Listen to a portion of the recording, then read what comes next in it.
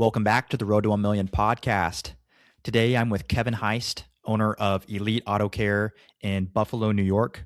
Kevin is an owner-operator, so not only is he managing employees and managing the marketing and sales, but he's also doing the paint protection film installs. While I don't do paint protection film installs in our business, I also still do ceramic coatings and detailing, and I'm still having to manage being in the work, but also working on the business. So for all you guys out there that are in a similar situation, whether you're just starting your car detailing business or you've been doing it for a few years, but are trying to scale, this one's for you guys. Just know that you're not alone out there. I know sometimes it can feel overwhelming just having to manage all the different hats and all the different things that there is to do with inside of owning your own company. But there is someone else out there that is going through exactly what you're going through. And there are a lot of people that have gone through it and have come through. So if there's any way that I can help, whether it's just lending an ear or providing some kind of advice, please feel free to reach out. My email is josh@belkmobiledetailing.com. Hope you guys enjoy and can find some kind of value in this week's podcast. Don't forget, you can use the timestamps in the description if you'd like to skip ahead. And without further ado, let's get right into it. Kevin, thanks for coming on the podcast, man. Thanks for having me. I'm excited to talk with you. I know that you said that you were a listener of the podcast whenever I'd reached out. So I hope that it's been helpful and enjoyable for you so far. Yeah, for sure. I've come across it a couple times. I know another guy kind of local to us was on here a few months back, and ever since definitely been watching everything, at least the shorts and stuff on Instagram and a couple of the YouTube videos as well. So yeah, great to be here. Thanks for inviting me. Of course, man. I might ask you some questions later on about feedback. Yeah, but for sure. Let's talk a little bit about your business. It's in January right now. You said it was, 6 degrees outside? About 6 degrees, 20 mile an hour winds. It's cold right now, man. Buffalo, it's cold. So you guys offer paint protection film, ceramic coatings, window tint, detailing. Yeah, so we essentially have everything as far as detailing, tint, paint correction, ceramic coatings, PPF, vinyl wraps. I mean, pretty much the only thing we don't do here is like undercoatings and stuff. Obviously, oil undercoatings and paint protection film don't mix very well, so we try to keep that out of our shop. But essentially everything detailing, protection, and aesthetics we take care of here. How is it in the wintertime? Does it seem to be slower during this time of year for you guys? So we definitely take a little bit of a volume decline this time of year. At the end of the day, people aren't willing to put out a lot of money, to get their car cleaned up just to get a quarter mile around the corner and it's all salty and everything again. But so detailing and cleanups definitely take quite a bit of a decline. But ever since we started being actually recognized for protection and proper PPF and stuff like that, that's helped out a lot this time of year. People are still buying new cars in December, January, so that's kept things a little bit more consistent for us as to where in the past when we were focused pretty much just on detailing and coatings, winter really took a hit. Yeah, that's what I've been hearing from a lot of the other guests on the podcast as well. Yeah. So tell me, when did you start doing detailing and why? So I started detailing back in about 2015. I graduated high school and had no idea what I wanted to do with my life. My uncle is one of the owners of the Mercedes dealership here in Buffalo, so I immediately got a job there as a lot attendant. That transpired into working in their detail department.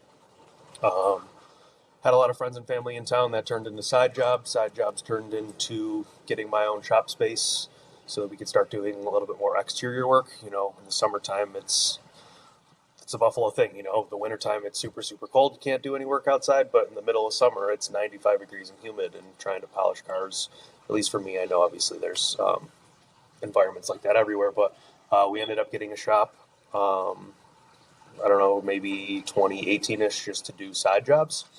And ever since then, it kind of transpired into its own business over the years. It's so interesting, man, the evolution of these services.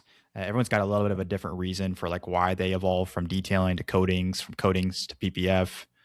I'd be curious to hear why and how you evolved into all these services that you offer today. Yeah, I mean, so the coatings eventually came with once I finally got educated in the understanding of polishing and paint correction and stuff like that. To have something to preserve the paint after we get done with our work and easier maintenance for our clients, that eventually transpired into paint protection film. Obviously, the next advancement of protecting that vehicle for our clients, and at least around here, that's when it really started to become a thing. And the only shops in the area really weren't doing as, I don't want to say as quality of work, but just pretty much just very standard stuff. And I took an understanding quickly that if I put some effort into it, that we could maybe give a better result, and provide a premium product and premium installs, and something I took a huge interest in as soon as I started diving into it, and it's become like a passion of mine at this point. So how many employees do you have today? So I have two full-time employees, two good friends of mine, as well as my wife. My wife works full-time with us as well. When did she come into the business? She's been with me since the driveway at my parents' house, man. Helping me get stuff done so we could have plans together in the evening, or just hanging out in the sun chair while I'm detailing cars at my parents' house. But then throughout the evolution of the business as well, has been my rock and my right hand man throughout all of it, working with me late or even detailing cars. Um, Keeping things looking good and saying hello to customers. She's been there since the beginning. So is she doing a lot of like the hands-on work or more like customer relations? So she pretty much makes sure our shop is looking good because we're working hard throughout the day to day. She takes care of all of our social media, video editing, keeps us structured for what kind of content we're making and stuff like that. And then tries to just, I don't want to say tries to, keeps us at least moving forward as far as organized bill wise and organization where we need to be, stuff that I need to get done that I'm behind on, and just trying to pretty much the glue of the operation, keeping things moving the way it's supposed to. Yeah, you don't realize how much like behind the scenes work there is like that, and how nice it is having someone to manage all that. I'm sure Oh, for sure. until you've got them. Well, tell me, is she there? Because I know you said that you were there usually until like 8 o'clock at night on most weekdays. Yeah. Um, First off, when are you guys getting into the shop? And so is she there usually with you until 8 o'clock most evenings? She works mostly like mid shift, I would say, because a lot of it is video editing, content planning, and stuff like that. So we don't have any kids yet, So she's at home with the dogs in the morning. Comes in about 10 o'clock. Usually goes home about 4. I come in at 8 a.m. I leave anywhere from 6 on a good day to 8, 9 o'clock at night. It's still wearing a lot of the hats here. So, but at the same time, I'm having fun. I love every bit of what I do, and I enjoy every part of it. So during the week, just to make sure that we have time together on the weekends, and we're not falling behind on stuff. It's in an agreement, that I do work a little bit longer days than most during the week. Hmm. Yeah, I'm sure that that can be kind of challenging sometimes, but having had worked with you in the business and this will still, Yeah, it's nice. I'm sure that she actually understands what that looks like. yeah, for sure. And she knows how frazzled I get when I'm not working later nights, because there's stuff that needs to get done. And at the end of the day, I could probably be a little bit more efficient, and get home a little earlier. But she's very understanding, and I'm very thankful for her patience and being alongside me with the business instead of mad at me that I'm here late every night. I'm very definitely lucky. What do you think that you mean when you say like you could be more efficient to get home earlier? Like, what does that look like? So with having to wear a lot of the hats, I'm sales, I'm customer service, I'm HR, if I have to be, but I'm also our lead PPF installer, our window tinner. We're working on getting our guys trained to start alleviate a little bit of the workload that I have for myself. As like I mentioned, this time of year, most of what we're doing is protection solutions. So a lot of it is work that I'm taking charge of myself. And efficiency wise, I just mean if I had my day structured out maybe a little bit better to take care of certain things in certain time blocks, I wouldn't be playing catch up between 6 and 8. But at the same time, when you are sales and customer service and leads are coming in, I can't let those go. We got to make sure that we're on top of those. So sometimes I get interrupted in the middle of an install to make sure that I'm nurturing leads and taking care of clients when they're inquiring. Um, I mean, today, for example, I was on a 55-minute phone call with a potential client about paint protection film on a new Bronco Raptor. That's the whole middle of the day. And then jumping back into that install, getting the work done that you still need to, it's hard to jump ship so many times throughout the day and stay at like maximum efficiency, if you know what I'm saying.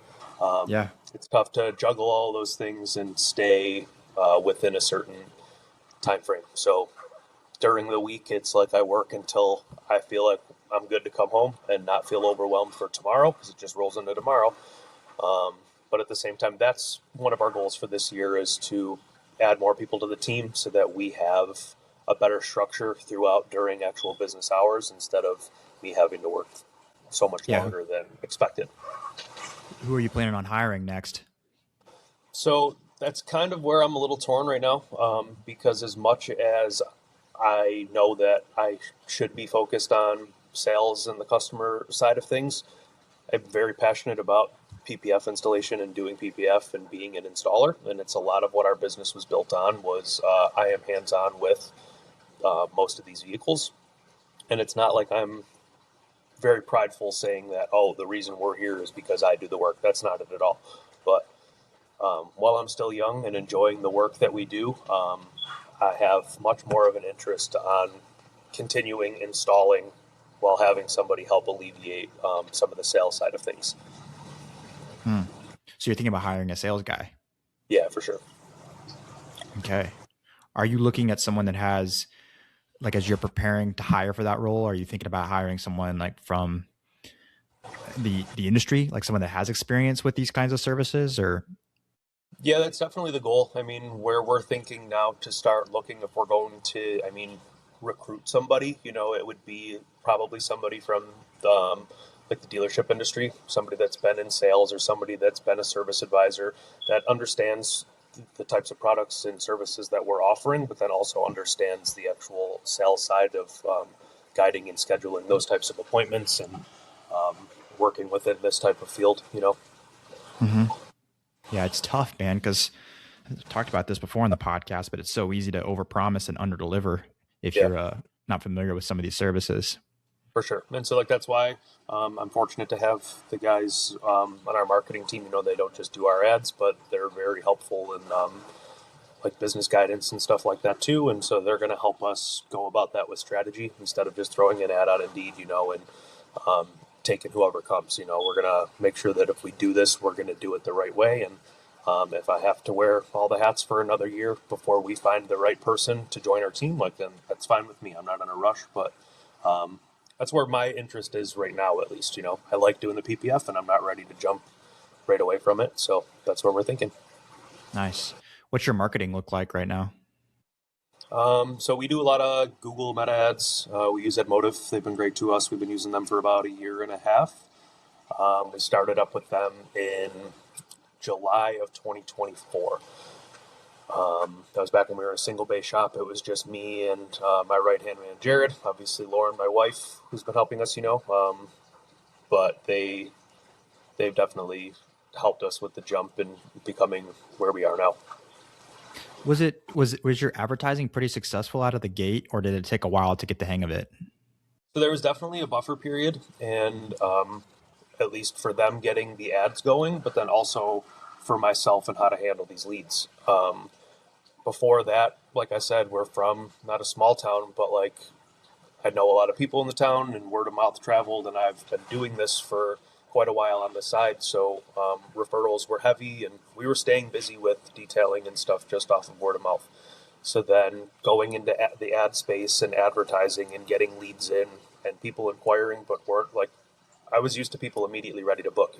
If they were texting or calling, it was to schedule and not be sold. And I've never been a salesman in that regard. You know what I mean? So like that was definitely a huge learning curve of understanding that people are shopping around. They're not just ready to book on site. And so like that was definitely an adjustment for myself once we started doing paid ads.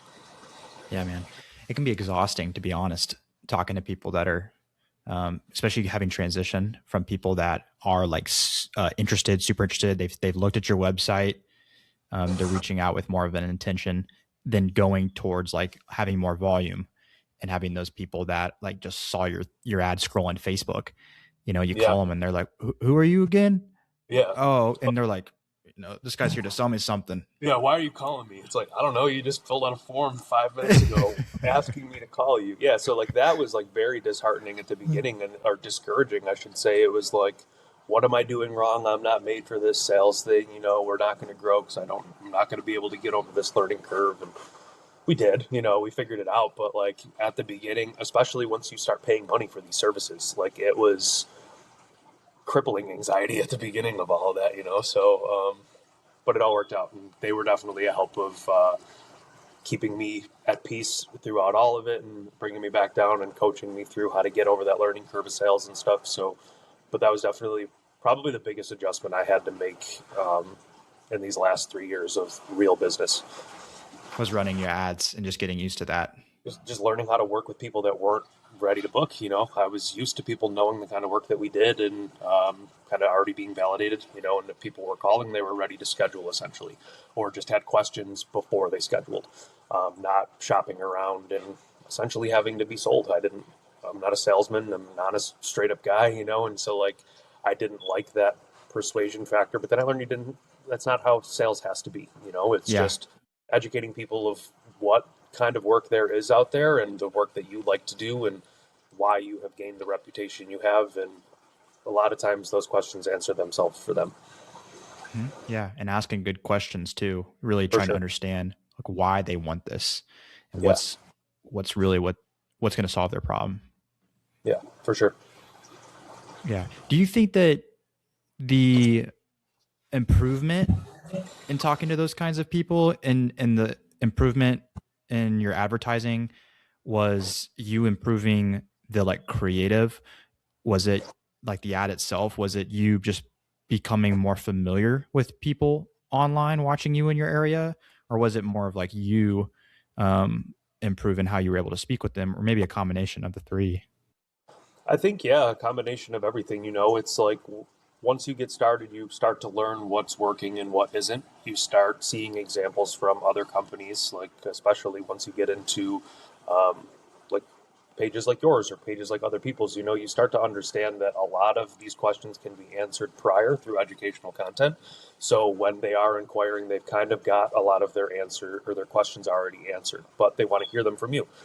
And hearing a lot of no's or people hanging up and learning through those failed conversations definitely kind of cut the anxiety out of things, of knowing like you can pretty much expect to know, but at the same time, like just work with people honestly, be as educational as possible.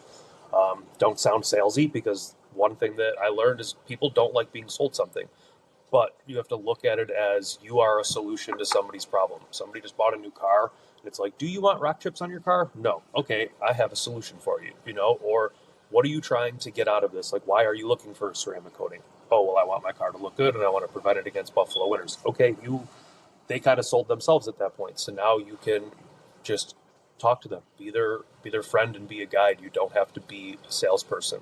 And I learned that helped us a lot, and especially not take away from like my like true self. I didn't have to turn into somebody that I'm not. I just had to learn how to work with people in a way that works for them. Yeah, I mean, we're entering this world where everyone, I mean, it's been happening, and it's just getting worse, where everyone wants something from you. At least that's how it feels, right? For sure. And so I think everyone is just becoming more aware of those like triggers that cause you to think of, oh, this guy is just trying to sell something to me. And Yeah. so it's like, what are those triggers, and like why are people feeling this type of way? And when you talk to someone almost as like sometimes we'll have a conversation with the customer and we're almost telling them that they don't need this service. They thought they had to spend all this money, and it's almost like, Yeah. well, I actually don't know if that makes the most sense for you. Um, and then they like realize that you're not like everyone else, and it's Yeah. easier to just have a conversation and advise them maybe on the different things you offer and what actually makes sense.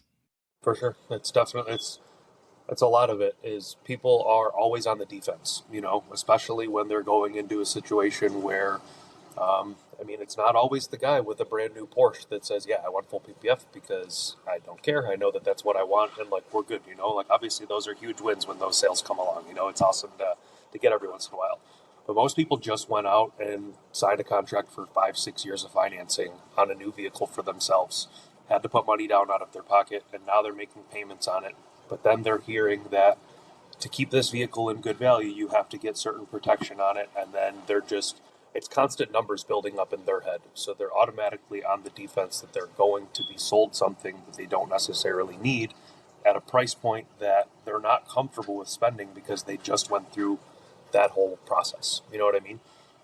And so what I learned is just going back to what I was saying before is let them explain what they're looking for. And at the same time, a lot of people come in and think things cost $5,000, $10,000, and it's like you really don't need all of that, especially for your circumstance. And helping people understand what the best fit is for them also really helps people let their guard down a little bit too. Not trying to sell them off the beginning, because I mean, I hate when I pick up the phone and somebody's trying to sell me on something. Why wouldn't every other customer out there, even if they initially inquired themselves? But just patience and being a friend at the end of the day. Just be friendly with these people, and things will work out a little bit smoother. There was a guy that came by the shop yesterday trying to sell us AT&T internet. Yeah. And like upgrade our phones and pay off that because we're with Verizon. He gave his whole spiel and it sounded like really good in the beginning. And then as you like asked him questions, like you could tell like he just hadn't been doing this long enough to really like know all the answers. Mm-hmm. And I think that's a huge thing with our industry too, is like if a customer is calling someone that has experience with installing paint protection film and ceramic coatings for years now, like they know the ins and outs, then the customer, as they're asking questions and spending 55 minutes on the phone call, like the guy Yeah. today with you, Yeah. he's going to be able to pick up pretty easy whenever he's talking to someone who knows what they're doing and someone that maybe doesn't quite know as much. Yeah. The guy who's got a sales script and speaks perfectly for the first 4.5 minutes of the conversation, but then you start asking real world questions. And so that kind of takes me back to like our whole conversation about hiring in a salesman. Like, I'm not necessarily looking for some guy to go out and sell as much PPF as he possibly can, because there are going to be those people who are looking for a resource like us that are actually understanding of the environment and understanding of the product that we're selling. And just somebody who can get the conversation there to just make sure that these people are actually interested. That's the toughest part, is dropping a piece of PPF back on the car so that you can go and answer the phone, just for the guy to get mad at you that you are selling a ceramic coating at your retail pricing. It's just, I think that's the toughest part, but that's also the biggest thing that has held me on so tight to wearing these hats, and is because I want, when somebody is looking for a service, like if I was looking for full PPF on my car and I didn't know where to turn, I would want somebody like myself to take care of it. The owner's pride behind the operation. This guy is taking care of my car from start to finish, and I think I'm sometimes my biggest bottleneck in scaling, but at the same time, like I don't want to lose touch of like the personal factor of what goes into our business, So it's tough trying to maneuver through this chapter of our business. Yeah, man. Yeah. It was Daniel that was telling me on the last podcast with Daniel with dynamic detailing. He was telling me that like the problem with being the sales guy, if you're the owner, is you have a lot of owner's pride. Like you care so deeply about the business and you can take things a little personally. It's not even like it's always intentional. It's just, I think that it comes natural for pretty much everyone that they were there in the beginning. They founded the company. They've seen it evolve from something where no one trusted him to now something where they have, clientele that trust them. And then you get someone on the phone that's like, acts like, they're calling around and they're like, I don't know if I can trust you. And you're like, all these other people trust me. Why don't you trust me too? And you can almost get a little bit upset about it. And Yeah. I think that, what am I giving that's making you think that like I'm shady? You know what I mean? So yeah, but it's not even that deep. Like it's never like the customer, they're not even thinking like that. It's just a natural defense, like we were talking about before. It's like people are automatically on that defensive side until you can hopefully break them down a little bit. Not break them down, but show them that they don't have to be defensive. Yeah. but I think it helps having someone who isn't the owner doing sales because they're a little bit less, maybe not, you can be still a little pushy Yeah. in like your follow up, but at the same time, don't sound like desperate. Yes. So that's a great point because that's what I was thinking as well. It's like anytime I follow up with these people, like I know that I'm not, but I feel like I'm like begging you to come and book with us. You know what I mean? And so to have somebody in a sales position, especially like looking at it on the flip side, is like that person works there. That guy isn't the owner like banking on you booking a job to keep his business open, you know? And so there are a lot of shady small business owners out there. And so like these people aren't like wrong for assuming such. I don't want to say assuming, but like subconsciously thinking that that could be the possibility, you know? And so that's where I think it would help a lot is A, your sales are going to be better because your salesman isn't worried about the owner's pride of being too pushy. They're trying to make their commission, but then you know at the same time like that everything else within your business is going to make sure that like we're holding up our end of the bargain. We're not just selling them something, like we're going to deliver on our product, but you've got somebody that's in the seat and on the phone like trying to put things together so that we can make sure that we're focusing on the important stuff on the back end over here. Yeah. And I think when you do hire that sales guy, I think having a system to check in with him, whether it's just listening in on a phone call that he's got maybe once a day or, one time a week, sitting down and listening to him make phone calls for an hour or two. I think that's important instead of, because I've noticed with employees hiring, it is easy to just let them kind of go off and do their own thing and assume that everything is fine. And then you check in on them after it's been a few weeks or a few months they've been working, and you're like, have you been doing that with every car? Like that's not how we need to be doing this. And Yeah. maybe you had a fine training process, but it was just like those little nuances, that it's hard to think about until you're in this situation.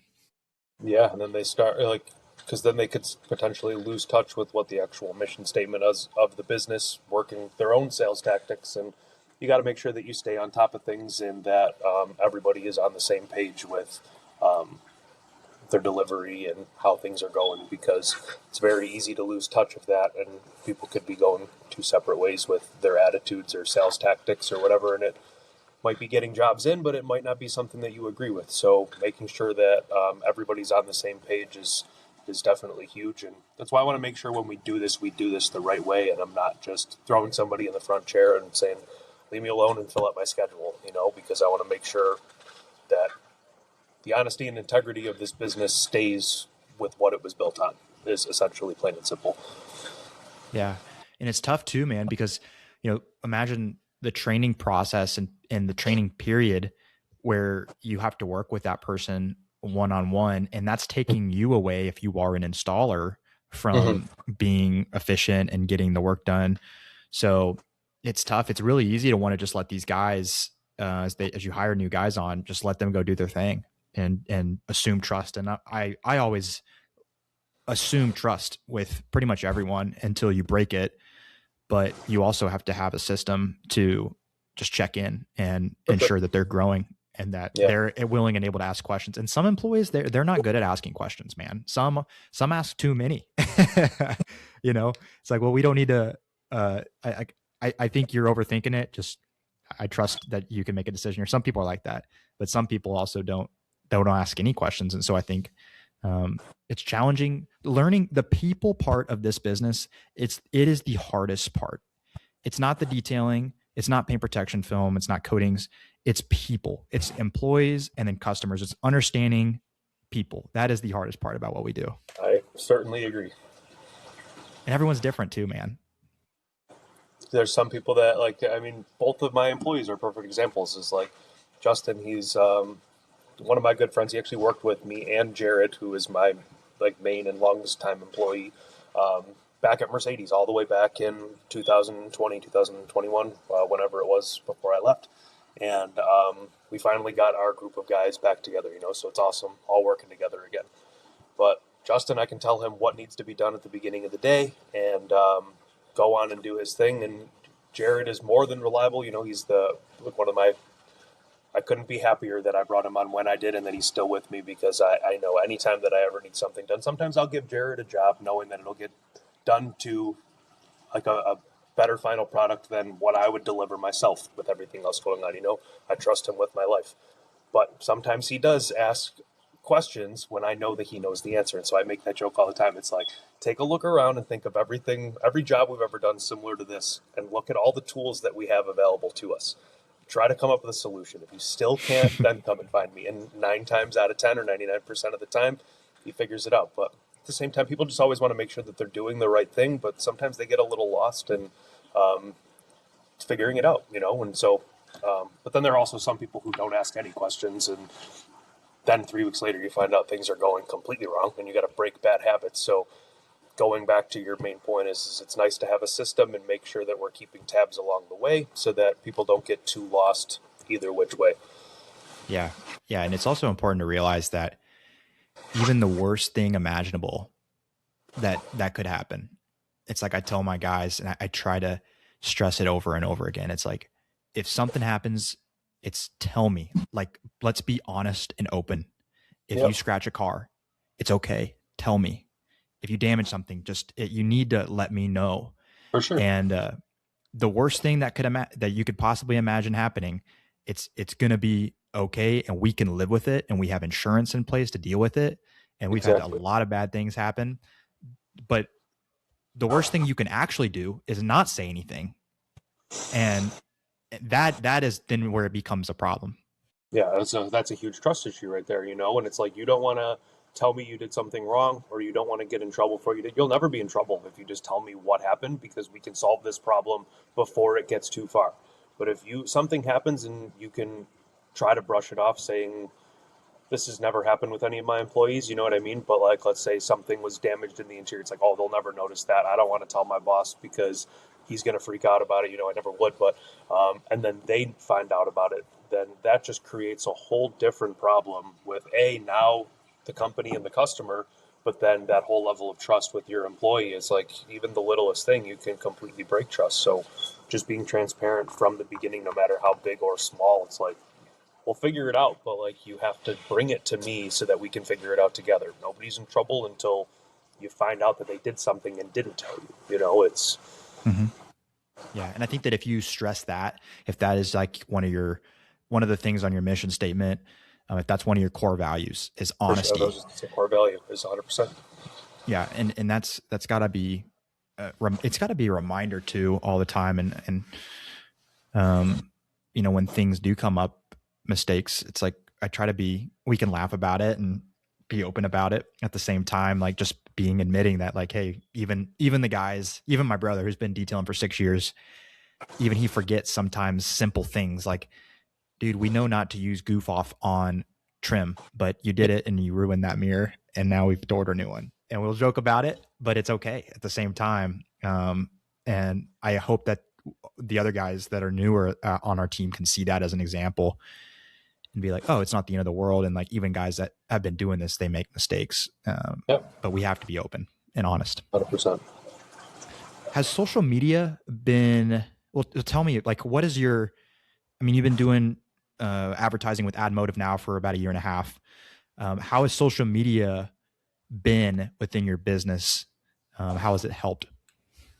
So, for the longest time, it was very standard, final pictures or before and afters and whatnot of every car that we did, thinking it's just creating a portfolio for customers to go and look at. But starting to realize that leading up to somebody's appointment, most of the time, you are the person they're calling off of a subconscious factor.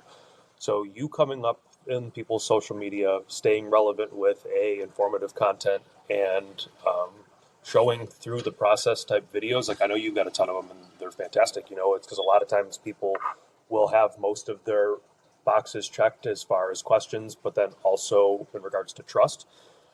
So that's something that we're trying to implement much more this year, is educational content, because social media kind of just reigns hierarchy of most people's information source. Not everybody's going to Google and Reddit and looking into like a deep dive of your business, but how you present yourself and how you show the care that you give to your current customers is kind of guides them to making their decision before they decide on making their decision. You know what I'm saying? Social media definitely plays a huge role in I don't want to say pre-qualifying the customer, but getting them ready for when the time does come, letting them know or getting them ready for you to be their guy.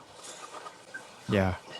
Yeah. I catch myself with other businesses, and I'm sure that my customers are similar, trying to find out as much information as I can before I actually call someone or fill out a form. Yeah. Like sometimes it's just, is this the right person for me? Like I have this nuanced problem. Think about it as a customer that wants PPF. I have this car that's different, and at least they think that, right? Might be something we work on all the time, but they think Yeah. that it's different and special, and they want to know, has someone worked on this car and have they done the service that I want? And they'll do a lot of research beforehand. And most of your competitors are generic and they don't have the specifics and showing the exact cars. And then, oh, Mm-hmm. you here, you actually, you're a face and you've worked on their exact car and you've done something that sounds like something they're interested in. And it's like, it just clicks. It's like, this is the guy I've been looking for. Yeah, I think you did a video on it a couple weeks ago of was it the Porsche Taycan, right? The Yeah. Yeah. Taycan, and somebody was looking specifically for that car, and you had like a 40-minute length video of you taking care of it start to finish. And it's like, that's a perfect example of, even if it's that specific car or another one, but showing people like you care and you're showing them exactly what you're doing from start to finish. Because a lot of people's concern is when you hand the keys over to that salesman, to that service advisor at the front desk, and they're passing it to somebody to take it into the back, what's going on? Who's taking care of my vehicle, and how's it being taken care of? So that's why we try to, especially with like a lot of like our bigger jobs, even if they are like just a regular paint enhancement and 3-year ceramic coating, but showing each step of the way, the kind of tools that we use, the kind of care that we're giving, the cleanliness of our shop, the organization that we have on a day-to-day basis, because all of those little things matter when it comes down to especially taking care of somebody's pride and joy. Somebody might have waited 4 years to finally order and get that car. And it's like, and now it's not a $300 service. It's like PPF is anywhere from $2,000 to $10,000, or sometimes even more. And it's like, if I'm going to spend this money, sometimes people try to or almost overeducate themselves and spread themselves too thin, inquiring with everybody, and then it just becomes confusing. So if you can be ahead of that curve and make educational content and showing a friendly face and professionalism while taking care of other vehicles, it's like before they even get there, when they go to pick up their car, they should already be thinking in the back of their head, Kevin at Elite Auto Care showed up on my screen 38 times in the last 20 days, and every single time I saw him taking great care of another vehicle. It's like, that's who I trust, not the guy with 850 pictures of nice cars, but you have no idea who he is until you go to drop your car off. Yeah. So that's what we tried to implement this year, and then this year is going to be much more of the actual talking through the process. I mean, just like every other business owner, I've just been nervous to get in front of the camera and scared I'm going to screw something up, and but at the same time, we're also just busy all the time, so it's one of those things that definitely has to become a priority and not like a hopeful topic this year. Yeah, man. Yeah. What does that look like? Like, are you guys going to try to schedule a day where you record and have your wife record the videos? So what we're going to try to implement this year is more so of like an itinerary almost. Whether Thursdays is just pictures of a couple cars that we did that week, if it's here's some vehicles that we did this week, is something as simple as that, but staying on top of something every single day. And then obviously with us being pre-scheduled like at least a week or 2 weeks in advance, like this car, we're going to do a talking point for each part of the process. Wednesdays is going to be a cool hype B-roll video, so that we stay on top of kind of hitting or checking every box, but at the same time making sure that things are pre-planned and knowing we have a plan for that vehicle and exactly what the topic is going to be. Obviously not completely customized down to the sentence, but at the same time having a plan together at the beginning let's say a couple days or a week prior about content makes content much easier to make, because when you're on the spot, you have to be creative. When you know you've got 3 customers coming for pickups in 2 hours and 2 other cars that need to be finished by tomorrow, it's like, leave me alone. We've got work to do. I can't come up with an idea right now of what we're going to do, but if I have in mind for 3 days leading up to that day, it's like, okay, let's get this video done. Like, let's talk about a couple things and I can get right back to work. And that comes right back to efficiency, is staying ahead of the game, and planning your days out will make your days go much smoother. Yeah, I think you need to turn the phone off too whenever you get ready to record. It's like, we're going to record for 30 minutes. It's like the phone is going to, if someone calls me, I'll get back with them. 30 minutes, we're focused on this video, this part of the process. Call everybody you think that might call at 1:00 so that you can record at 2, and Exactly. That's another part of the plan right there. You got to stay ahead of the game and get a plan together. Yeah, man. Yeah. I'm almost tempted to like lock the door because you get the AT&T guy come over, starts talking to you, and then it turns into a 3-hour conversation. Of the video in a perfect clip, Oh man. I read this book back when I was like really into, I'm pretty, like, one of my hobbies is like trading stocks. Like, I don't even trade stocks anymore, but I like to just look at charts. Yeah. And I've always been that way. Like, since I was like 7 or 8 years old, I've like looked at stock charts. And I read this book about this guy who was like a stock trader. Real guy, his name was Jesse Livermore. And this guy lived back in like the 1920s. Okay. Very successful stock trader. But he's got a book, I believe it was Reminiscence of a Stock Trader, that he wrote, or someone else wrote it about him. But he talks about this guy that he was like a sales guy that somehow like snuck into his office and was pitching him these like books. And Jesse like purposely set up his entire day to avoid people like that because he knew how many there were. So he had like a way to like sneak into the office. And he had like someone that like was at the front desk that like guarded anyone from coming through so that he could focus, because he knew how much it threw off his day whenever these distractions would come. And you think about in today's world with like phones and technology, like how much more prevalent that actually is, like just distractions. Definitely. But he talks about this guy that tried to sell him on this book. And then he's like, after that sales pitch, he's like, I bought the book. And then like my entire trading career like went horrible. Like he just could not do anything right after that. Like threw off everything. He didn't throw off my day. He threw off the rest of my life. It was wild, man. And I mean, I think that's a bit of an exaggeration, but like, I think that there is just so many distractions nowadays. It's important to control the distractions. And like reality is like, can you multitask? Yes. But can you do two things well at the same time? Like, no. Yeah. So that goes right back to one of my beginning points about my days, does every day need to be a 12 to 14 hour day? No. But at the same time, it's like when you go from one task jumping over to the other because it gets thrown into your day, a lot of times I'm not planning a phone call about a customer consultation at 9:30 in the morning when I'm heat sealing the car from the day before, or getting started on a job. But then as soon as you have to put your efforts into that conversation, but then as soon as that stops, you're not immediately jumping back into what you were doing at the same pace that you were before.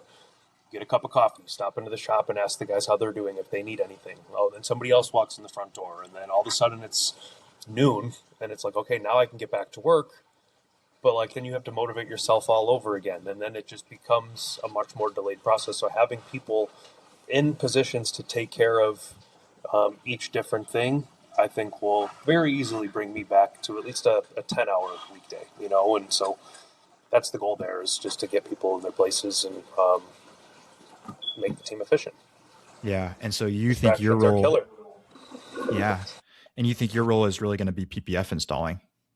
For now, it's because it's what I want. I mean, it took me this long to get like confidently good, like I enjoy the work that I do, but I also feel really good about the work that I put out as of recent, the last couple of months.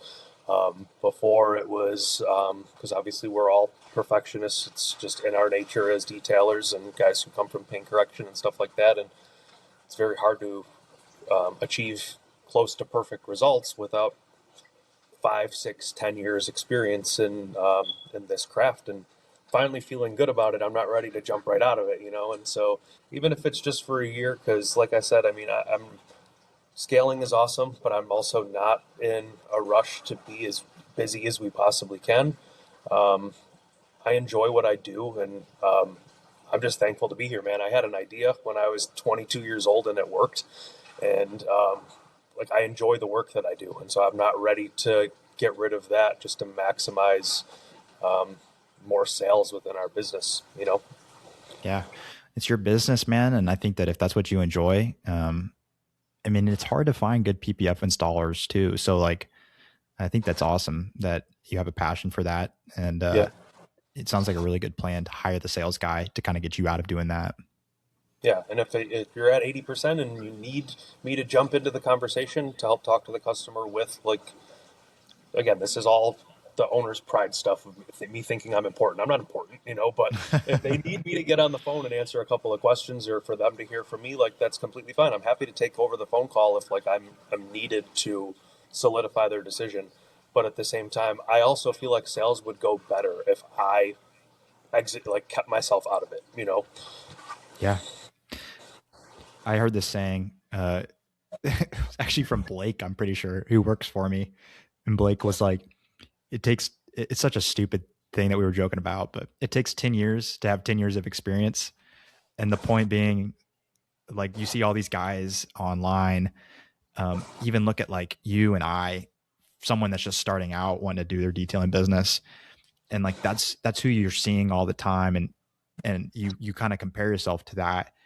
But again, it takes 10 years to get to that point. And like, what are you doing during those 10 years? Like the guys Yeah. that have done PPF for that long, they started out at one point and they weren't perfect when they started and they messed up all the time. Um, and that's okay. It's okay to start there.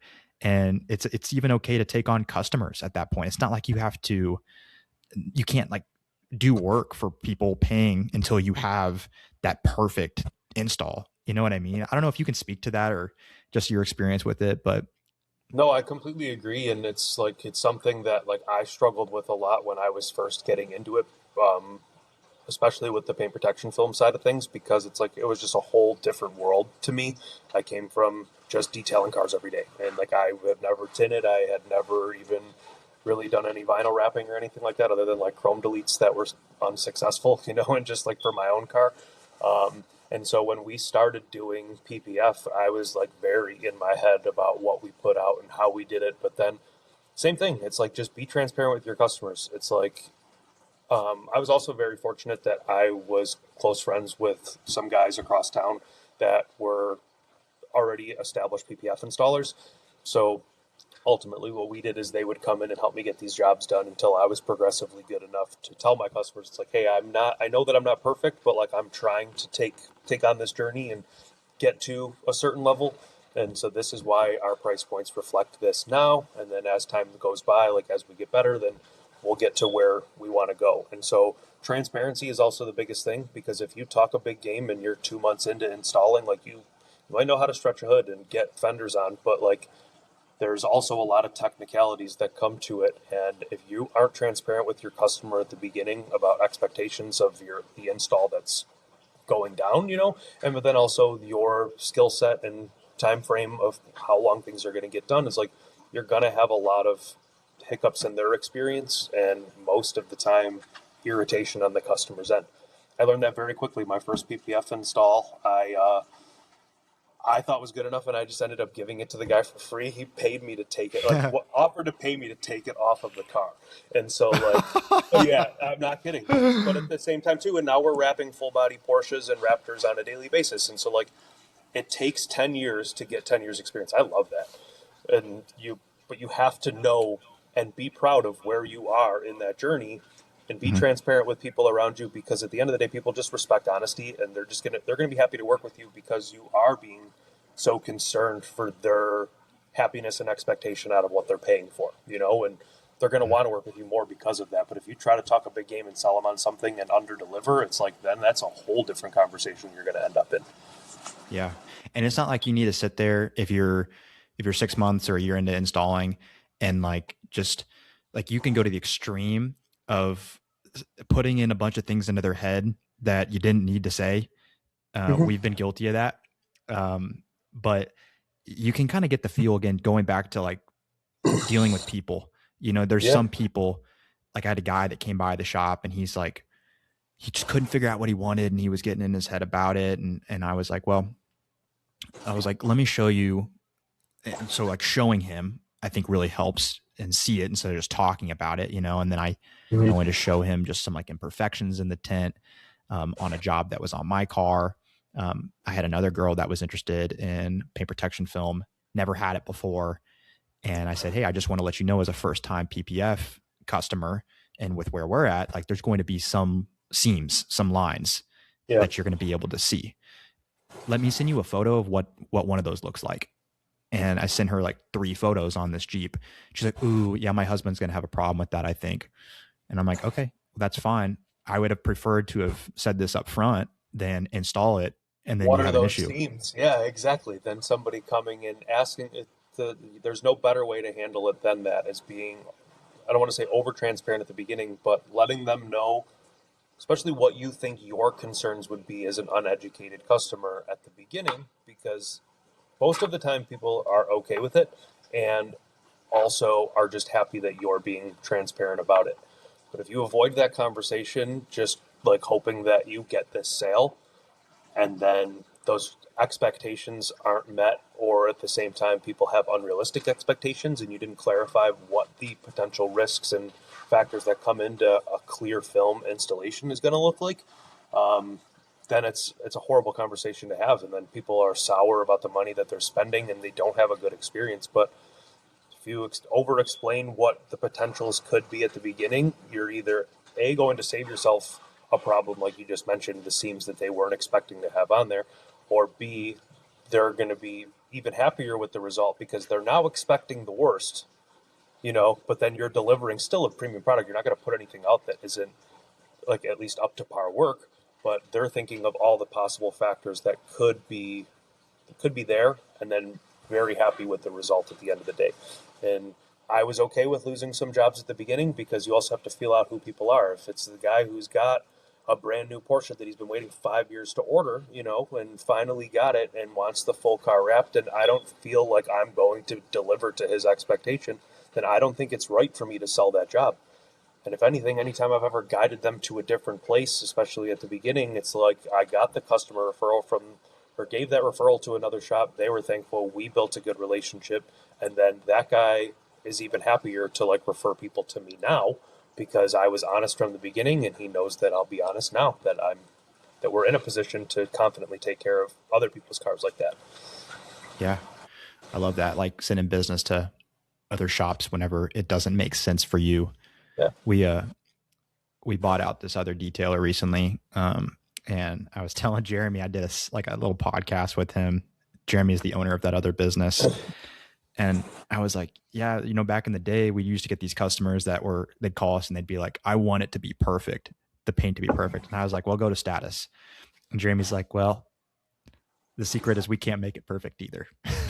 Yep. And so I'm like, really? Which obviously I know that now, because now we're at a similar level of experience that he was at back then. Yeah. It's just funny though, you think that they're going to be able to make it perfect. And then they just tell the customer, yeah, that's never going to be Yeah, it's perfect. not going to happen. And when you can confidently say that instead of feeling timid about not like making sure that you meet their expectation and then now you're technically under delivering. If you say that at the beginning, it's like nothing's ever perfect. I'm going to spend all day getting it as close to perfect as I possibly can for you, but nothing is perfect. And then that they start to let their guard down and they're a little bit more comfortable. And when you still give them that final result that would have happened anyways, like they're still going to be happy, very happy most of the time. But that transparency from the beginning, man, it's the biggest thing. And it makes sales so much easier too if you're just honest from the get go and you don't sound like you're trying to sell them something and say, yes, I'll meet every one of your expectations just to get that job booked. Your life is going to be a lot easier. Plain and simple. So that other shop that you were working with, were they coming over to your shop to help out? Yeah, dude, they helped me tremendously get going. The one was the one of the owners, and then like who his right hand man was at the time. They would come to our shop. I would book the jobs. I would do all the prep work, the detailing, and everything like that. If it was with my film, or sometimes it was with their film because they preferred to install that, they would come out to us, take care of the job, cut me in on the process. And we had a good dynamic going for a little while, but eventually it became, I don't want to lose my hands-on work with PPF. So like then they would just send one person out and then I would work with them. And then eventually it got to the point where it's like, okay, if I don't try to do this by myself and screw up and problem solve, it's like, that's where you learn most of these things, is like, you learn how to not burn paint by burning paint. You learn how to not get work lines and silvering by creating it and then doing it a second time and avoiding the same patterns. And so like being bad at something is important in the journey of getting good at something. It's Yeah. crucial. Yeah. And again, going back to the takes 10 years to have 10 years of experience, like you also have to be realistic too. It's like I've redone this hood 3 times and yeah, there's less work marks and there's less contamination in it or whatever. But like, are we going to do this 3 more? No. Are you kidding me? Like this is going to be, we're going to send this out. And at the end of the day, if the customer's not happy, our philosophy is that you don't have to pay for it. But I have to be realistic here and I'm not going to spend all week on this car. Yeah. So like, and obviously you want to achieve better results to push yourself and learn, but at the same time, you have to have realistic expectations for where you are. And so that's why the starting key point is to be transparent with your customers. And then like what I did a lot of at the beginning, and again, 9 times out of 10 people were happy with the end result. They were happy with the work that we did and how I handled the situation start to finish. But I would say, listen, I know that this could be a little bit better. And if it's like, let's say there was a finger somewhere and you can see those finger lines, or like a dirt nib, or just whatever the situation is, and you point those things out to them and say, give me 6 months because I'm going to keep trying to be better. Bring this back and we'll redo this for you at half price or for free, and extend that to them. And then that shows them that you care, but then at the same time, you're going to sit there and redo a fender 15 times, or especially like front bumpers, like those took me a while to just get good enough to want to sell, or like to my own expectations for myself. But saying that helped a lot because I would get in my head a lot. I'd be there till 3, 4 in the morning on my 7th go of the hood of a car. And it's like, how many more times are we going to do this and expect it to be perfect? It doesn't get that far. So you have to have realistic expectations for yourself. But that's why it's so important for transparency from the get-go, so that there's no surprises for anybody. Yeah. Yeah. I like that a lot. And now, were you not charging them and you were telling them, hey, come back in 6 months and then you can pay half price? Or were you No. charging them and being like, if you. So again, it's all about feeling people out. So like if they came and I could like visibly tell that like they did not like, or they were not happy with the result, again, very rare. We're usually in our head much more than the customer is. But if they weren't happy with it, I'd be like, listen, it's free. Like I'm not going to ask you to pay for something you're not happy with, because at the end of the day, it's like but at the same time, I told you at the beginning, I am not this elite level installer that you're looking for, if that is what you're looking for, but I am more than happy and would love to take on this job and take care of your vehicle for you. This is what you can expect, and this is the lengths that I'm willing to go to achieve a good enough result. But then if there was something that, let's say, by the time I did that hood the 3rd time, you have to catch yourself and say, I can't do 4 more of these because I'm going to burn $2,200 worth of material to sell a $1,500 job, or whatever the numbers actually are, But setting realistic expectations for yourself and then being transparent at the end. Because most of the time, or almost every time that ever happened to me, which I remember specifically, it was a C6 Corvette Grand Sport, where it dives in right by the Corvette logo in the center. And I had a lot of work lines because I didn't manage that tension during the install the right way. And so I pointed that right out to him. He's like, dude, it's fine. He's like, now I can drive my car and not worry about it. And then I said the same thing. I said, if you're not happy, like, you don't have to worry about it. The bumper at least is on me because everything else looks good. We'll take that material, or we'll take that portion off. and we'll just worry about the rest, or come back in 6 months and we'll take care of it again. And he just laughed and said, okay, and he still sends people over to our shop, it's, never asked for the replacement, just was comfortable from the get-go. And again, it's just the transparency thing is huge, and it's all about reading the person during their experience. Because if you can tell that they're upset with it, like obviously just give it to them, or else you're going to deal with bad reviews and all that other jazz that comes with it, and just at least take the learning experience from it. But most of the time, people, as long as you're transparent at the beginning, are okay with that final result, but still try to be better. Yeah. Oh man. Yeah. I love that. Well, I want to ask, what has been most helpful for you on this podcast? And is there anything that you would like to hear more of?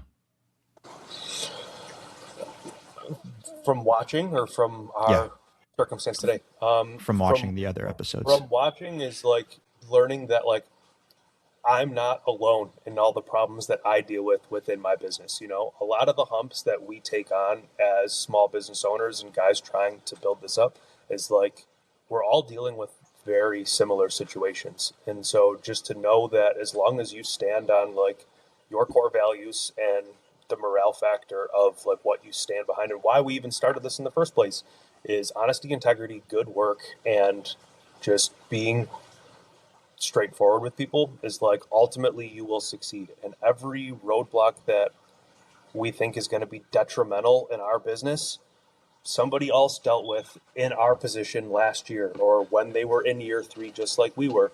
And as long as you stay consistent and you don't compromise your core values, is like you will advance to the next step. So a lot of what I've taken from a lot of this is comfortability and knowing that like this is part of the journey, and I'm gaining a lot of wisdom for those next steps that I have to go through by hearing from you and the other guests that you've brought onto the show. Mm-hmm. Was there anything that you'd like to hear more of? I mean, I love it, man. I don't have anything specifically in mind that I could reference, but I think what you're doing is important, especially for, people like me in my situation where I'm evolving into getting out of like I'm not the guy to call. We're like now because we're a real business, and then, but also the guys that are starting at year 1 and is like, well, there's business all around me and I don't know if I'm going to become successful, it's motivating and not necessarily very informative, and the information that we need to hear that you don't get taught or sold, it's the real stuff. Comes right from the source. Yeah. And it's people in it, it's not just buy my course, it's guys talking about work. Yeah. Yeah. Oh man. Yeah. Well, thank you, Kevin. I appreciate that. And I'm glad to hear that it's been helpful. And I agree. One thing that I would like, and just talking to my own self here, one thing that I'm in 2026 that I would like to talk a little bit more about on the podcast. And it's going to start with just my own company and my own business, but it's just being a little bit more open and transparent about some of the like numbers within the company. And I've always been, it's like a double-sided sword. Like at the one hand, I don't like talking numbers. Some of my guests, I don't want to talk numbers ever because it almost feels a little bit, it can be like braggy, or it can almost just be like, it's almost like when you throw out some of these numbers, it sounds crazy. And, and I can understand where someone listening that's just getting started, like it almost feels overwhelming. You say, here, listen to Grant Menard talk about how many millions of dollars that he's making a year. And it sounds like that's crazy, and for sure. I don't know whether or not to feel, or just how to feel about that. But I do think that it's important at the same time because it's real, and I think that someone, if I was listening to a podcast like this when I had just started, I would want to kind of know like what things I'm trying to work on and grow, and like, hey, we need to do a better job here. And the margins are important, man. There's that book, it's called Profit First. And it talks about not just making a lot of money, but keeping the money, keeping it. So I think that's important. Sorry, I didn't mean to cut you off, but I agree. And I hope I give like, motivation to stick to that because it is such an important thing. It's like if you think about it, for all of us, like we have almost all of the same humps at the same monthly figures. It's Mhm. like, okay, we finally made it to 30K, but I'm working 95 hours a week and I can't find help. And the only reason I can't find help is because I don't trust anybody to do some of my work. And then once Mhm. you can finally delegate and step back a little bit, then you can get to that next level. And then once you get to that next milestone, it's like it's got its whole all of its own type of problems that now have its own learning curve. And once you can get over that, that is essential. That is an essential tool in how to like because what you're doing here is helping people advance through their shops and grow and scale. And I think numbers are one of the most important things and prevalent things in something that we all deal with on a day-to-day basis. So while there could be some arrogance in there about talking, oh yeah, I did this and this last month, but then at the same time, there's also these guys that seem like they're doing much more than they actually are. Um, at the end of the day, it's like realness and authenticity is like if you aren't arrogant about it, it's not arrogant for you to say how much you made last month or what you do on a monthly basis. But what could come from that is a lot of help for somebody that's in the situation of trying to get from where you were to where you are now. Yeah. It's obviously not just the sales because that is what is deceiving is just knowing your top line. It's where all the money went. That's I think more important than how much money you're making is like what is the appropriate amount of money to be paying, out of your total revenue to be paying your employees. And that obviously there's a range, right? And being on the bottom end of the range, I don't know if that's always a good thing, like your employees, are they making a sustainable wage, Yeah, at the same time being at the very high end of the range, like you could almost be prideful and like look at how much money I'm paying my guys. And it's like, okay, that might be fine, but also at the same time, like you also have to just ask yourself, is this sustainable? You know? definitely. I also think that's an even more important factor of it too, because at least from my experience, like everything that I know about business, I have learned through growing my business. And so most of the people in our industry are hobbyists or guys that broke away from a job that started their own operation. You know what I Mm-hmm. mean? And we all know how to, as close to as we can, perfectly detail a car, or perfectly paint correct a car. Um, but managing payroll, tax preparation, making sure that we've got enough reserve for at least in environments like us for end of quarter four and quarter one, and actually having a balance and understanding of what that monthly figure looks like, but how it's being broken down and um, being purposed in its best ability. That's something that I'm still learning. So if I put everything into the business and growing and scaling, or getting us in this new shop and everything ready, and then winter hit, and then it's like, okay, now we have to meet these numbers every month, and or otherwise, like, what do we have? How do we react then? So it's always a learning process, and I think that might be one of the biggest things that like people really take away from something like this. Hmm. At Well, least I know I cool. would. Well, thanks again, Kevin. This has been awesome, man. I really appreciate you coming on and sharing. And yeah, best of luck to you guys in 2026. We'll have to do a check-in episode maybe at the end of the year. Yeah, I'm definitely in, man. Again, thank you for wanting to do some time with us. It's been great, and I'm definitely around anytime. Okay. All right, sweet, dude. Well, don't be a stranger, but let's check in here soon. Appreciate you coming on again. And everyone, thanks for listening. Hope you enjoyed. We'll do it again here soon. Take care, man. Thanks a lot.